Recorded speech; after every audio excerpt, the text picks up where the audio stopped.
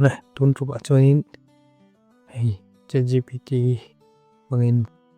thumbnail ka siam tira thalak siam da ani versu ang hmanga ni ka thumbnail in mu veka ka thumbnail alan ang hian hi Canva te til dang Photoshop te ka siam lo ChatGPT thu mangin ka type ta chu arun siam da ni ChatGPT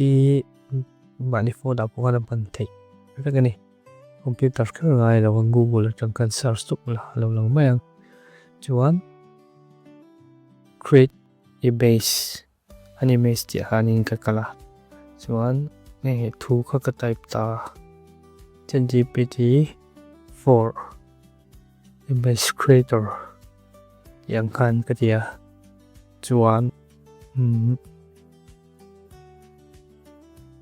thalak moi du mai ei thumbnail mi tu siam la ka tia asian pai chia bishinga alangsla chuan mi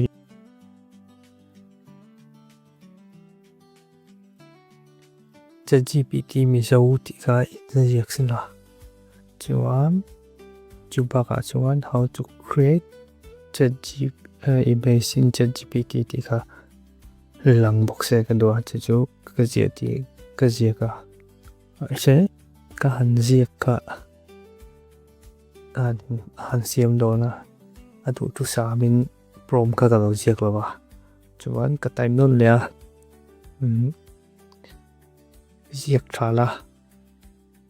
chuan pin san siam sang mai te ka tia chuan aron zia tra chia lo mà sẽ aron tin money aron lấy tuổi tra điên rồi aron chuộc ta đi hay rồi tinว่าkỳ cái basic ai tra đi ChatGPT mình ta chỉ xong xong mà tin hệ tin hen abak tin AI để DeepSeek mình đàn te video AI mà xem đàn chỉ xong xong te chuan bị lá phổ đàn te là tập bộ music video tập bộ siam to ka tiang ka ni siam dan te cartoon siam dan tập bộ kan ta tiang YouTube faceless video mai lang lo faceless video siam dan dang chi te ka kalon tin don ni chu bang chuain Windows subscribe ve ngai don nia